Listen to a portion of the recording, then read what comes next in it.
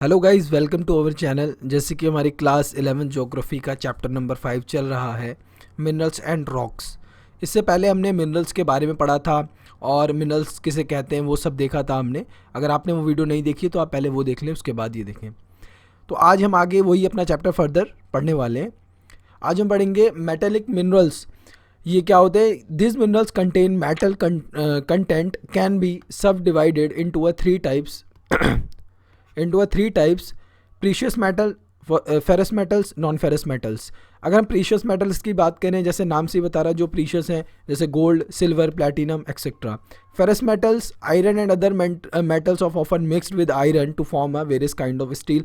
मतलब आयरन के साथ जो भी मिक्स होते हैं तो वो हमारे फेरस मेटल में आ जाते हैं। और नॉन फेरस मेटल्स की अगर हम बात करें, includes metals like copper, lead, zinc, tin, aluminium. तो ये सब क्या है? हमारे मेटल हैं, बट नॉन फेरस मेटल हैं। अगर हम बात करें आगे नॉन मेटेलिक मिनरल्स की, तो this minerals do not contain metal content. Okay, इसके अंदर आपको मेटल की कोई भी इसमें क्वालिटी आपको देखने के लिए नहीं मिलेगी, तो इसीलिए हम इन्हें क्या कहते हैं? नॉन मेटेलिक मिनरल्स कहते हैं।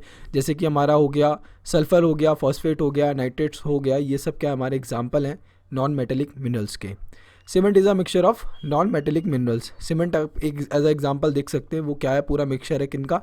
नॉन मेटेलिक मिनरल्स का। अब आज हम जो मोस्ट पढ़ने वाले, मोस्ट इंपॉर्टेंट, वो है हमारा रॉक्स के बारे में। पूरा देखेंगे कितने टाइप के होते हैं, फॉर्मेशन क्या होता है। पिछली वीडियो में हमने इनके बारे में पढ़ रखा है, तो आपको एक ब्रीफ आइडिया ऑलरेडी होगा रॉक्स के बारे में। हमने पिछली वीडियोस में रॉक्स में इग्निशियस, सेडिमेंट्री, मेटामॉर्फिक रॉक्स, ये सब पढ़ रखा है। फिर भी अब थोड़ा जो डेप्थ है ना, वो बढ़ गई है। अब वही हम इस चैप्टर में पढ़ेंगे। अब रॉक्स की बात करें तो the earth crust is composed of rocks. आपको अगर देखें तो अर्थ क्रस्ट पे क्या देखने के मिलते हैं? रॉक्स ही देखने के लिए मिलते हैं। अब रॉक क्या है? Is an aggregate of one और मोर मिनरल्स। अभी जो हमने पिछले चैप्टर में, जो पिछली वीडियोस में हमने पढ़ा, मिनरल्स के बारे में पढ़ा, तो वही रॉक जो है क्या, मिनरल, दो मिनरल आपस में कंबाइन होकर के पूरा क्या बना दे रहे हैं? एक रॉक बना दे रहे हैं। और रॉक क्या है? एक एग्रीगेट है एक से ज़्यादा मिनरल्स का। रॉक में भी हार्ड और सॉफ्ट। ओके, और आप इसे मतलब कि बाइफरकेट कर सकते हैं इनके कलर के बेसिस पे भी, और उनकी मतलब कि क्या डेंसिटी है उसके बेसिस पे आप कर सकते हैं। अगर आप बात करें फॉर एग्जांपल, ग्रेनाइट क्या होता है आपका? ये हार्ड होता है, ग्रेनाइट आपका हार्ड होता है। वहीं आप बात करें सोपस्टोन, ये सॉफ्ट होता है। और गैब्रू की बात करें तो ये ब्लैक होता है। क्वार्ट्जाइट अगर आप देखें तो ये मिल्की वाइट का रंग होता है इनका। तो कलर के बेसिस पे भी ये बाइफरकेट होते हैं। Rocks do not have a definite composition of mineral considered feldspar and the quartz are the most common minerals found in rocks. वही बात कही गई है कि रॉक्स का अगर आप देखें तो कोई डेफिनेट कंपोजिशन नहीं होता है, और कोई ये नहीं है कि कोई डिफाइंड मिनरल उसमें पाए जाएंगे, ऐसा भी कुछ नहीं है। कोई डिफाइनेट कंपोजिशन नहीं है। अगर हम बात करें तो फेल्सपार और क्वार्ट्ज आपके क्या है? ये दो मोस्ट कॉमन मिनरल्स हैं जो रॉक्स में फाउंड मतलब में हमें मिलते हैं। ओके, क्योंकि हमने ये भी देखा था पहले, हमने जब पढ़ रहे थे तो हमने ये भी देखा था, ये दो ऐसे मिनरल्स हैं जो आपकी अर्थ क्रस्ट में सबसे ज़्यादा पाए जाते हैं। तो कहीं ना कहीं रॉक्स में, अर्थ की क्रस्ट पे रॉक्स ही सबसे ज़्यादा पाए जाते हैं, तो उनका में कॉमनली यही पाए जाएंगे। अगर हम बात करें तो there are many different kinds of rock which are grouped under three families on the basis of their mode of formation. अब हमारे तीन टाइप के रॉक्स होते हैं, और ये हम पहले ही पढ़ चुके हैं: igneous rocks, sedimentary rocks, metamorphic rocks. अगर अब इन रॉक्स का देखें तो पहला क्या हमारा? Igneous rocks. इग्निशियस रॉक्स वो होते हैं जो सॉलिडिफाइड फ्रॉम मैग्मा एंड लावा। अब एक क्वेश्चन माइंड में ये आएगा कि मैग्मा और लावा क्या है? ये दोनों एक जैसे लग रहे हैं, पर ये इनमें डिफरेंस क्या है? तो मैं आपको डिफरेंस बता देता हूँ। जैसे मान लीजिए ये हमारा यहाँ से वोल्केनिक इरप्शन हो रहा है, वोल्केनिक इरप्शन होगा। नीचे क्या है? स्टेनोस्फीयर है हमारा। ओके, मतलब जहाँ पर हमारा मैग्मा होता है, यहाँ पर मैग्मा होता है। और जब यही मैग्मा बाहर आकर के अर्थ पे यहाँ पर अगर ये स्प्रेड हो जाता है, बाहर आ जाता है, बाहर के एटमॉस्फेयर से मिल जाता है, तो हम इसे क्या कहने लगते हैं? लावा कहने लगते हैं। तभी हम इसे क्या कहने लगते हैं? लावा कहने लगते हैं। और जब तक ये अंदर है तब तक हम इसे क्या कह रहे हैं? मैग्मा कह रहे हैं। जब तक ये हमारे इंटीरियर ऑफ द अर्थ में है तब हम उसे मैग्मा कह रहे हैं। जब वो बाहर आ जा रहा है तब हम उसे क्या कह रहे हैं? लावा कह रहे हैं। आई होप आपको डिफरेंस समझ में आ गया होगा। तो वही क्या आ गया है कि इग्निशियस रॉक कब बनते हैं? जब मैग्मा, जो अंदर का मैग्मा है, वो बाहर आकर के सॉलिडिफाइड हो जाता है, यानी कि ठंडा हो जाता है, तो वो हमारे क्या बनाते हैं, इग्निशियस रॉक्स बनते हैं। अभी और डेप्थ में से हम पढ़ेंगे एक एक करके। अब सेकंड है हमारा sedimentary rocks, the result of deposition of fragment of rocks bye exogenous process. यहाँ पर वही कहा गया है, जो फ्रेगमेंट्स यानी कि जो इग्निशियस रॉक्स ही हैं हमारे, अब ये क्या हो गया, इसमें बाहर के जो एक्सोजेनस प्रोसेस है, यानी कि आपका जो भी सनलाइट वगैरह पड़ रही है इस पर, जो भी आपका रात में ये फिर ठंडे हो जा रहे हैं एकदम, तो इसकी वजह से क्या हो रहा है, क्रैक पड़ जा रहा है इनमें। ओके, एकदम टेम्परेचर हाई हो रहा है फिर कम हो जा रहा है, तो उसकी वजह से क्या होता है, इसमें क्रैक पड़ जाता है। वहाँ का जो एटमॉस्फेयर है उसकी वजह से ही बहुत फ़र्क पड़ता है। तो वो सारे जो एक्सोजेनस प्रोसेस है उसकी वजह से क्या होता है, ये फ्रेगमेंट हो जाते हैं, यानी कि टुकड़ों में हो जाते हैं। ठीक है, क्रैक्स पड़ जाते हैं, इनके बीच में क्रैक्स पड़ जाते हैं। फिर यही जो है ये आपके क्या होते हैं, ये इरोड होना स्टार्ट होते हैं। इरोड हो करके फिर ये एक जगह से दूसरी जगह पे जाके क्या होते हैं, डिपॉजिट होने लगते हैं। ओके, अब पूरा देखेंगे हम इसे। तो वही यहाँ पर क्या होगा, सेडिमेंट्री रॉक्स क्या होते हैं, the result of deposition of fragment of rocks bye exogenous process. तो जो डिपोजिशन हो रहा है हमारा इन फ्रेगमेंट रॉक्स का, तो हम उन्हें क्या कह रहे हैं, सेडिमेंट्री रॉक्स कह रहे हैं। मेटामॉर्फिक रॉक्स कौन से हैं, formed out of existing rocks undergoing a recrystallisation. ठीक है, मतलब ये एक तरीके से आप कह सकते हैं जो हमारे इग्निशियस रॉक्स हैं या सेडिमेंट्री रॉक्स हैं, इनका एक प्रॉपर तौर पे पूरा चेंज हो जाना, इसी को हम क्या कह रहे हैं, मेटामॉर्फिक रॉक्स कह रहे हैं। क्योंकि और जो हमारा बन रहा है एग्जिस्टिंग रॉक्स से ही बन रहा है, मतलब एग्जिस्टिंग रॉक्स मतलब या तो ये इग्निशियस रहा होगा या तो ये सेडिमेंट्री रॉक्स रहा होगा। अब अगर हम बात करें, एक छोटा सा नोट है तो इसमें petrology is a science of rocks. Okay, अगर जो हम स्टडी करते हैं रॉक्स की है ना, तो उसे हम क्या कह रहे हैं, petrology is a science of rocks. और जो उसे पढ़ता है, जो उसे करता है, तो उसे क्या कहते हैं, पेट्रोलॉजिस्ट कहते हैं।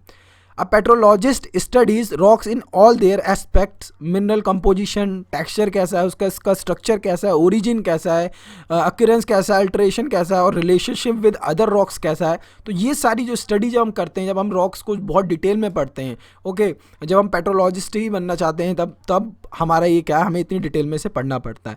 बस आपको ये पता होना चाहिए क्या है इनका मतलब, वो मैंने आपको बताया। As there is a close relation between a rocks and land form. अब देखिए, रॉक्स हम इसीलिए पढ़ रहे हैं कि आगे हम लैंड फॉर्म का चैप्टर है हमारा, और कहीं ना कहीं रॉक्स और लैंड फॉर्म में एक मतलब कि रिलेशन है।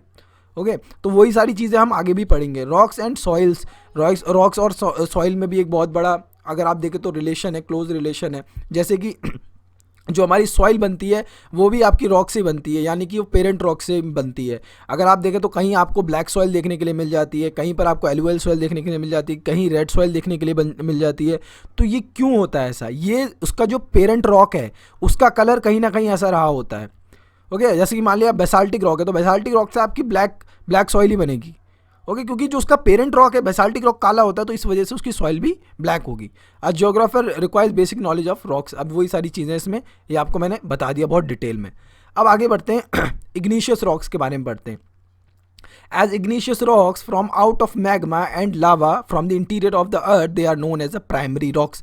आप जो हमारे igneous rocks हैं, हम इन्हें क्या कहते हैं, प्राइमरी रॉक्स भी कहते हैं, प्राइमरी रॉक्स भी कहते हैं। और इसमें मैंने आपको बताया क्या हो रहा है, ये हमारा यहाँ पर वॉल्केनिक इरप्शन हो रहा है, ये बाहर आ रहा है हमारा लावा, और ये अंदर हमारा कुछ मैग्मा है, अंदर हमारा मैग्मा है, वही यहाँ पर बात कही गई है। द इग्निशियस रॉक्स, अगर आप इसका वर्ड का मतलब समझे तो इग्निश मतलब होता है फायर।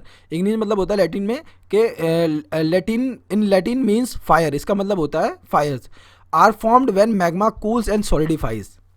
ये कब होता है, जब आपका मैग्मा ठंडा पड़ जाता है और फिर वो सॉलिड बन जाता है, तो हमारे क्या बनते हैं, इग्निशियस रॉक्स बनते हैं। अब आगे बढ़ते हैं। When magma in its upward movement cools and turns into a solid form is called a igneous rocks.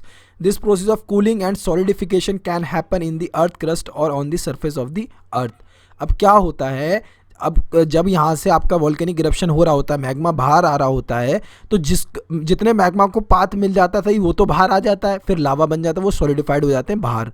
लेकिन कुछ क्या होते हैं, कुछ बाहर नहीं आ पाता, तो वो वहीं पर ही ठंडा होना स्टार्ट कर देता है। जब ये यहीं पर ही ठंडा होना स्टार्ट कर देता है तो दो तरह के फिर रॉक्स बन जाते हैं। आप अगर कहें तो ये एक तरीके से आप कह सकते हैं, एक इंट्रूसिव रॉक्स हो जाते हैं, एक्सट्रूसिव रॉक्स हो जाते हैं। इंट्रूसिव आप बोले तो ये अंदर ही बन गया आपके इग्निशियस रॉक, ये वाले आपके बाहर बने आकर के। अब इसमें टेक्सचर में भी फिर डिफरेंस हो जाता है, जैसे कि igneous rock are classified based on texture. Texture मतलब छूने में वो कैसा है। Okay, texture depends upon a size and arrangement of grains.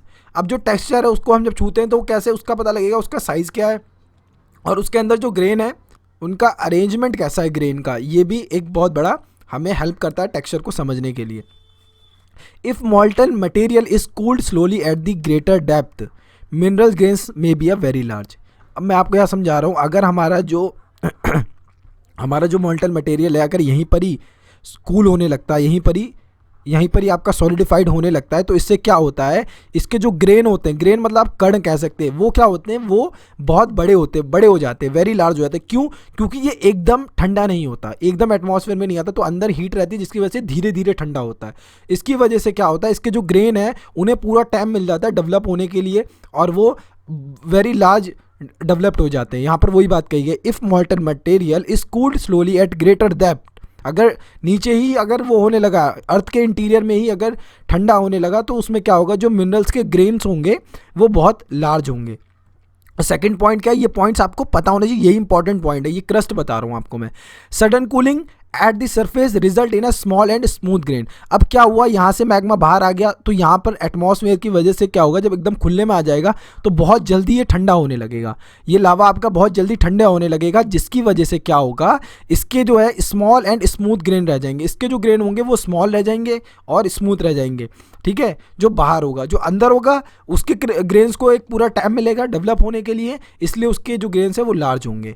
अब क्या होता है, intermediate condition of cooling would result in a intermediate size of grains making up igneous rocks. अब कुछ ऐसे रहे होते हैं, कुछ मीडियम ही रह जाते हैं, मतलब ना ज़्यादा वो बाहर आ पाते हैं इतनी देर में, और वो एक उनको ऐसा वो मिलता है टेम्परेचर जिसमें वो कूल होते हैं, और जिसकी वजह से उनका जो है साइज़ ऑफ ग्रेन है वो एक नॉर्मल रह जाता है, मीडियम में ही रह जाता है, ज़्यादा ना ही वो लार्ज पे पहुंच पाते हैं, ना ही ज़्यादा स्मॉल पे पहुंच पाते हैं। अब बात करें इनके एग्जांपल की, तो ग्रेनाइट, गैब्रू, आपका देखिए पैगमाइट, बेसाल्ट, वोल्केनिक, ये सब क्या है, आपके इग्निशियस रॉक्स के एग्जाम्पल्स हैं। अगर आप डायग्राम में देखें तो मेन आपका ये बेसाल्ट रॉक हो गया जो कि आपका ब्लैक होता है, और आपके यहाँ पर अब देख गैब्रू ये हो गया, आपके ये सारे क्या हैं, आपके इग्निशियस रॉक हैं। ये ग्रेनाइट हो गए, ये आपके सब क्या है, इग्निशियस रॉक्स हैं। अब हम आगे बढ़ते हैं सेडिमेंट्री रॉक्स की तरफ। The word sedimentary derive from the Latin word sedimentum. Okay, अगर हम देखें तो आपका जो सेडिमेंट्री वर्ड है वो किससे निकल के आया है, सेडिमेंटम से, जिसका मतलब होता है सेटलिंग। सेटलिंग मतलब कोई चीज़ बैठ जाए, तो वही बात यहाँ हो रही है। रॉक्स जो आपके igneous and sedimentary and metamorphic rocks of the earth surface are expose to a denudational agents and are broken up into a various size of fragments. अब क्या होता है, जैसे मैंने आपको बताया था, कोई इग्निशियस रॉक्स है तो इस पर क्या हो रहा है, दिन के टाइम पे तो भाई इस पर सनलाइट पड़ रही है, फिर रात में क्या हो रहा है, जब इस पर सनलाइट पड़ रही है तो भाई जाहिर सी बात है इसमें क्रैक्स पड़ जाएंगे, ठीक है, और फिर ये एकदम से ठंडा हो जा रहा है रात में, तो इसमें क्या हो रहा है, फिर एयर की भी इसमें अगर आप देखें तो एक जगह से दूसरी जगह पे जा रहा है ये, ठीक है, रोल हो रहा है, जिसकी वजह से क्या होता है, ये फ्रेगमेंट हो जाते हैं, यानी कि छोटे छोटे टुकड़ों में बढ़ जाता है।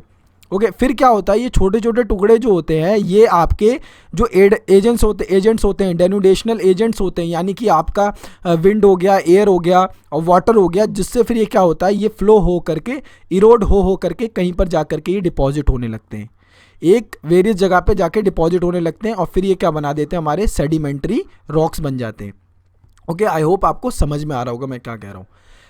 अब यहाँ पर हम बात करते हैं सच फ्रैगमेंट्स, यानी कि ये जो टुकड़े बन गए आपस में, ये रॉक्स के जो टुकड़े बन गए, are transported by a different exogenous agencies. जैसे मैंने आपको बताया, आपका विंड हो गया, वाटर हो गया, इसके साथ रिवर के साथ आपका बह करके जा रहा है, एंड डिपॉजिटेड, यहाँ पर आकर के ये डिपॉजिट हो गए, तो वही सारी बात यहाँ कही है। और this deposit through a compaction turn into a rocks. Compaction आप कह सकते हैं, उस पर एक के ऊपर एक जो हो रहा है, इस प्रोसेस को ही क्या कहने लगे हम, लिथिफिकेशन कहने लगे, ठीक है। अब जैसे मान लो ये यहाँ पर आके जमा हो गया, फिर एक साल बाद कुछ आया, फिर यहाँ पर ही जमा हो गए, ऐसे जो है इसके ऊपर ऐसे लेयर बनती जा रही है, तो यही हमारे क्या है, इसी को हम क्या कह रहे हैं, लिथिफिकेशन कह रहे हैं। इस प्रोसेस को हम क्या कह रहे हैं, जो वो लेयर्स बन रही हैं, इसी को हम क्या कह रहे हैं, लिथिफिकेशन कह रहे हैं। In many sedimentary rocks the layer of deposit retain their characteristic even after lithification.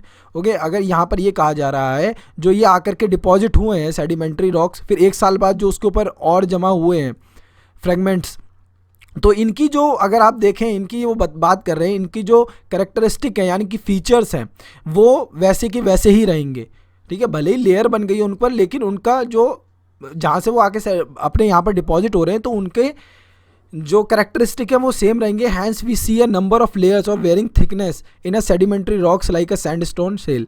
Okay, ये आपको ये यहाँ पर ये बता रहे हैं कि आपको अगर आप ये देखेंगे पत्थर तो इनमें आपको देखने के लिए मिल जाएगा डिफरेंट टाइप की लेयर्स भी देखने के लिए मिल जाएंगी। आप ये देखें तो सैंडस्टोन इसके ऊपर आपके लेयर्स बनती चली जाती हैं, इनके ऊपर लेयर बनती है, जैसे आप ये देख सकते हैं ये क्या है, ये लेयर्स बन रही है, एक के ऊपर एक बन रही है। तो इन दोनों की जो प्रॉपर्टीज़ है वो सेम ही रहेंगी, अलग नहीं रहेंगी, वही इस लाइन में कहा गया है। अब यहाँ पर है depending upon the mode of formation sedimentary rocks are classified into a 3 major groups. अब देखा जाए तो यहाँ पर अगर हम देखें कि जो फॉर्मेशन हो रहा है सेडिमेंट्री रॉक्स का वो क्लासिफाइड है 3 मेजर थिंग्स की वजह से ये हमारे फॉर्म होते हैं। एक मैकेनिकल फॉर्म्ड होते हैं, ऑर्गेनिकली फॉर्म्ड होते हैं, और तीसरा केमिकली फॉर्म्ड होते हैं। यानी कि मैकेनिकली फॉर्म्ड जैसे मैंने आपको बताया एयर के साथ, आपका वाटर के साथ जो इरोड हो करके जा करके कहीं जमा हो जा रही है, तो ये क्या पूरा मैकेनिकल प्रोसेस है। तो इसी को हम कह रहे हैं मैकेनिकल फॉर्म, मैकेनिकली फॉर्म्ड मतलब मैकेनिकली फॉर्म्ड हुए हैं ये। ऑर्गेनिकली फॉर्म्ड आप कह सकते हैं, जैसे फॉसिल्स की बात हो गई, जैसे हमारा कोल को अगर आप देखें, ओके, जैसे फॉसिल्स वगैरह हमारे जमा होते रहे, एक के ऊपर एक लेयर बनती चली गई है ना, डेड प्लांट्स वगैरह, तो उसकी वजह से जो ऑर्गेनिक उसमें आ रही चीज़, ऑर्गेनिक मटेरियल लग रहा है, तब हम उसे क्या कह रहे हैं, ऑर्गेनिकली फॉर्म्ड। तीसरा केमिकली फॉर्म्ड, जैसे कि आपको पता लगा केमिकल कहीं ना कोई रिएक्शन हुआ है, वाटर के साथ कोई अलग रिएक्शन हुआ है, या किसी 2 मिनरल्स में आपस में रिएक्शन होकर के बन रहे हैं, तो ये क्या हो रहा है हमारा केमिकली फॉर्म्ड। एक केमिकली के थ्रू वो आपका फॉर्मेशन हो रही है, केमिकल रिएक्शन हो रहा है जिसकी वजह से वो फॉर्म्ड हो रहे हैं। तो ये 3 आपके प्रोसेस थे। तो आई होप आपको समझ में आया होगा। ये आपका अगर आप एग्जाम्पल देखें तो आपके ये रहे सेडिमेंट्री रॉक्स के। अगर आप यहाँ देखें तो इसमें भी आपको फ्रैगमेंट्स देखने के लिए मिल सकते हैं। ये देखिए आपको फ्रैगमेंट्स देखने के लिए मिल सकते हैं यहाँ पर, इसमें भी आपको फ्रैगमेंट्स देखने के लिए मिल सकते हैं। तो ये सब क्या है, ये आपके एग्जाम्पल हैं किसके, सेडिमेंट्री रॉक्स के। आई होप मैंने बहुत डिटेल में समझाया और आपको समझ में आया होगा।